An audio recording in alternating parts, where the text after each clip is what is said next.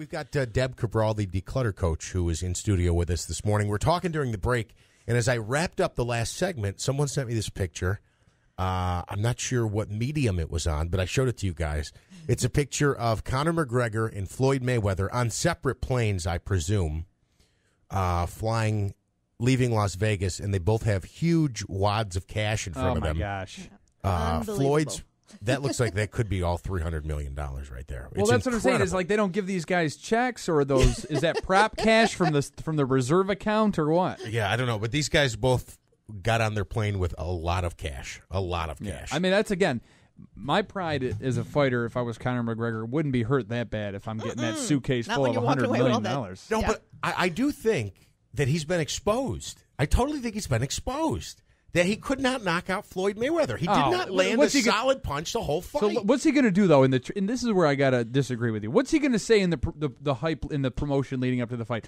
Well, I'm not going to knock him out. I might, get him by decision. It just doesn't have the same ring to it. I don't think so. I'm not going to hit him. So the whole point of this was that Deb said, anytime these guys should do what? Put a chunk of that in the bank and spend some of it. I said, I'll help them organize their money. These are the 20s. These are the 100s. Yeah, our team's available. What I said is, when you get that big, splurge that you don't know you're going to get, put 90% of it away, but go out and have fun with 10% of it. Why not? Yeah, absolutely. And then Andrew said you only live once, which is true. Yeah, you can't take it with you. Right. It's great to organize and save and put money away, but you also have to have fun. Yeah. So they're going to be having a lot of fun with 10% of that. We're talking with Deb this morning about ways to organize as we approach the school year once again. I love the whiteboard idea where everyone gets their own color. Yes. And then so mom's schedule is maybe she's got spin on Tuesday and Thursday, and Billy's got football 5 nights a week, and Susie's got this. But it is a good way to track the schedule, and it's a place where everyone can see it. Absolutely. And then you had mentioned you're doing real estate, and you went into some homes, and they have the dinners. I do the same thing. Right. When my kids were younger, too, I always planned crock pot meals on nights that we had to run to, a baseball game or something, because you want to, look at what this family schedule is and then try to plan the meals accordingly. Yeah, it's interesting. You always know the most organized people that you're showing their house because it says Monday, chicken with rice, Tuesday, and then Friday always is pizza and wings. Pizza and wings, yeah. Absolutely. We're not doing any cooking here. So we ran over some of the back-to-school tips as it relates to where you make lunch. I called it the assembly line. Yes. The area as you're heading out the door. The launch zone. Launch zone to keep the shoes and the gloves and the hats and jackets and everything in the same place, book bags. Book bags, yep. And the whiteboard idea. Are there any other tips you can give to parents for a couple other back things to school? Too. I would always practice your emergency plan, especially with kids that are younger. What is going to happen if the school closes and something happens? What's going to happen if, you have to come home sick? You have to, as a mom and dad, have those plans in place. You don't want to be winging it when an emergency happens. So, it's always a good idea to make sure the kids know, make sure the school knows, and, even having that safe word they talk about when you're younger kids, like if somebody's coming to pick them up. I mean, now it's so different in schools. You can't, most of the schools local, you can't get in. They're all, locked, and you have to show who you are before you're going to be permitted to come in. And they've got to be on a list beforehand. Absolutely. Absolutely. Like the mother or father, as I understand it, will say, yes. If anybody else that's coming, they have to give advanced written concession. Absolutely. But it's still always a good idea to have that emergency word or whatever so the kids know. The other thing that I would also suggest is having an evening routine. Just like we have a morning routine, there should be a schedule, who goes in the shower at what time. I think it's the same in the evening. How is the evening or after school going to go? Some families like to have the kids come in, have a quick snack, and start homework right away. Others say, you know what, they've been at school all day. I want them to have playtime and they can do homework after dinner. Neither is wrong. It's whatever's going to work for your family. But then having that evening routine, what happens after dinner? Is it baths and showers? Is it homework? Are we getting ready for the next day, which is something that we strongly suggest? Make the morning as easy as possible by doing as much as possible the night before. Even as much as getting out the cereal bowls and having them all set so that you're ready to go in the morning. So that's important. Routines are really critical, and kids will follow them. Young kids too. Some of the parents will say to me, "Oh, Deb, it's too much. They're not going to remember remember all that. And I'm like, go to school with them for one day. And look at all they have to remember. Stand in line, put your clip there, do this, do that. And they do it. Yeah. And they strive with routines. Well, it's not just for back to school either. I mean, this is stuff that is useful. You know, my girlfriend has kind of instilled in me, get your clothes ready.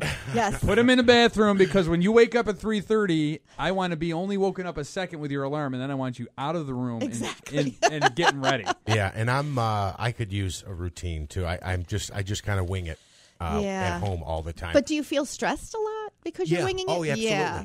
Absolutely. No, you're absolutely right. Even this morning I was coming in and I was doing some posts over the weekend and Facebook and everything else. So I had my computer in the front room and I had my bag and the cord, the charger, down in the basement. So it's like I'm on my way in this morning. Bill's not here, so I've got all this other stuff I've got to do. And I'm like out in the front room. I can't find the bag. I can't find the charger. I'm running all over. And then I'm like, oh, yeah, wait, I left it downstairs. It's in the basement. I almost didn't make it here by 6 o'clock. Yeah. But you're absolutely right. Just getting things ready, even simple things. Like if you have kids, you said put the cereal bowl on the table. Yeah, you just walk up and pour the cereal. Exactly. It's that simple. A little bit of planning goes a long way. It really does. You're absolutely right. And I probably still won't take your advice. And I won't do it. But, hey, listen. Not because it's wrong, but just because it's wrong. Just because you just can't do it. Because I'm not mentally prepared to do that yet. Speaking of mental preparation, I've been planning to do this for, I want to say a year. I'll probably say 3 or 4 months I've been planning to do this. On my phone, I've got the iPhone. It's like the 64-bit, right? Yes. And I have tons, almost probably 50 gigs of pictures and videos of my son. He's almost 2. Aww. Now, September is International Save Your Photos Month. Yes, it is. And you've got some tips on organizing and saving. And actually, you're doing a couple discussions about this. Yes. Where listeners can go. Yep. As a matter of fact, I've done this, I think it's the last 4 or 5 years. It started, I think, in 2013, right after Hurricane Katrina. People said, hey, we lost so many photos, our memories. I'm a member of a National Association of Personal Photo Organizers. Believe it or not, there is an organization, APO it's called. And it's international. We have members all over. And they decided that, so many people had lost their photos. We need to do something to really educate people. And so every year I have a free event. I usually have it at the Kirkland Library in Clinton. Oh, nice. It's just a great time. I'm going to tell you all the tips and tricks and things that you can do, but you need to come because we're going to show you on your phone how you can back your phone up for free on an app called Forever, forever.com, which I know I've talked about on the show before. They are a Pittsburgh-based company. They are the first and only company to permanently store your photos online. They have a 100-year guarantee, your lifetime plus 100 years, and I'm going to tell you all about that and give you some tricks on what to save, what not to save, how to save your digital photos, how to get your printed photos digitized and also saved. So it's going to be a great event. It's free, September 26th from 6:30 to 7:30. We usually go later because people have a ton of questions, and that's fine. It's at the Kirkland Town Library in Clinton, so we would love to see you there, Jeff. That's Thursday, September 26th. Yes. That's a 6:30 to 7:30. It's scheduled. And the Kirkland Town Library is on College Street in Clinton. And one of the interesting things you were talking about during the break with Forever.com as opposed to all these other... Now, it's obvious you kind of suspend your rights as a photo owner if you put it on social media and Facebook. Think that. Yes, you do. No, I didn't think that. You lose all your digital rights. Any social media platform, I don't want to name the companies, but there's a lot of companies that will give you free permanent storage.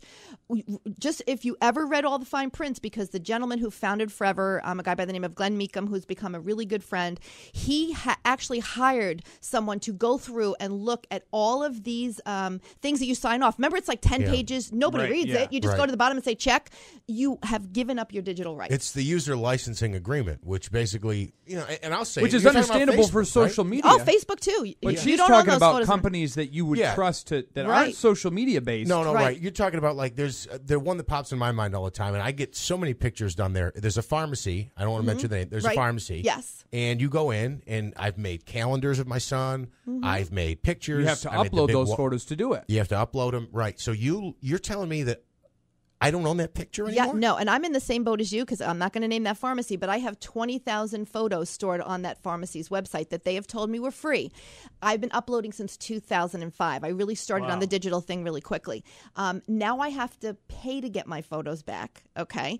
And they have shrunk the size, and so even if I want to take them back and put them in books, the book will say, oh, it's not a good enough image to be printed. So they've taken your photos, they've compressed them, and now that you want them back, your child's graduating or getting married, and you want to use these photos, they're really grainy and awful. So the one thing that Forever did is they looked at all of these things and what other companies were doing wrong, and they created a plan to do it right. So your photos are uploaded in the same digitization and the same that you said them. They save them. They do not. That's really cool. Yeah, there's no data mining. You all know about data mining. So if you have pictures of Disney and you put them on one of those websites, the next thing you know, you're on Google and you're getting all these other vacation spots for families because they're looking at you. There's no data mining. I didn't realize that either. Yes, there's no data mining in Forever. So they've really done a great job, and it's growing. They have about 5,000 ambassadors, and I'm one of their ambassadors all over the country that are kind of talking about what they're doing. And the gentleman who started Forever is an amazing guy, and he kind of wants to be the next, Google or Facebook, and he's an amazing guy. He'll do it. So. Excellent. So that presentation that you have on the Saviour photos is September 26th, Kirkland Town Library, 6:30, 7:30. That's on College Street in Clinton. You have two others, I believe. I have one other. Yeah, I'm going to be speaking at MVCC. Love MVCC. I'm part of their cultural series this year. I'm speaking on September 13th. It's organizing for personal and professional success. So it's going to be great for the public. It's going to be great for students, and we're really hoping for a big turnout. That'll be September 13th at 7 p.m. in the Schaefer Theater. Awesome. And then remember to always catch Deb right after us on WFXV. I know, very that's entertaining. So cool. And it's funny, I always have to ask, do sometimes you get a little bit of hesitation from your clients to say, oh my God, these people are going to see how unorganized I was? Less than 5% of our clients are on our show. Okay. Most people do not want to. Right. But I think it's great too, because everybody that has been on the show, they've always said, oh, you handle it tastefully. We didn't feel really, embarrassed or exposed. And, we always try to, make it light for people. But so many people say, oh, I can relate to Susie. I had the same problem, or my kitchen looked like that. I was going to say, she had a former coworker of ours in office right down the hall. We came right here and filmed, and he was hysterical. I mean, some of the things we found in his office were like... Oh, I can only in imagine. his defense, I think a lot of that stuff was left behind from previous program directors, I think. Yeah, the 80s died in that office. And I love the 80s. And they moved back with him to Michigan. You're not kidding. The other thing was, I feel like maybe it's just me. Maybe I connect with this, and I think that this is common. I feel like most people are not organized. Most people could take a lesson from you. You're absolutely right. Yeah. You're absolutely right. Because I remember when I started the business, a local person who will remain nameless said to me, Deb, I think this is a really good idea, but I just don't think it's going to go anywhere.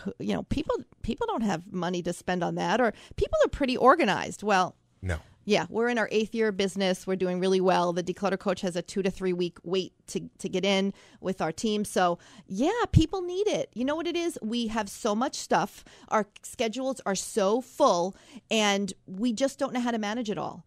And it has nothing to do with intelligence. It's just some people are really good at numbers. Some people are really good at organizing. So if it's something you're not good at, getting thrown thing.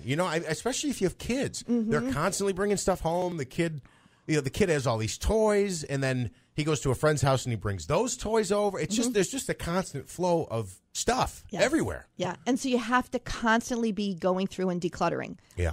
That's the part that I can't do. I can dedicate a weekend to decluttering and organizing, but like my garage. I just did my garage. My garage was a disaster, right? I wanted to put a little gym in there, weights and everything, so I did that, and it was great. It was fine for about 3 days. It's a mess again. Well, it's like my car has become my office.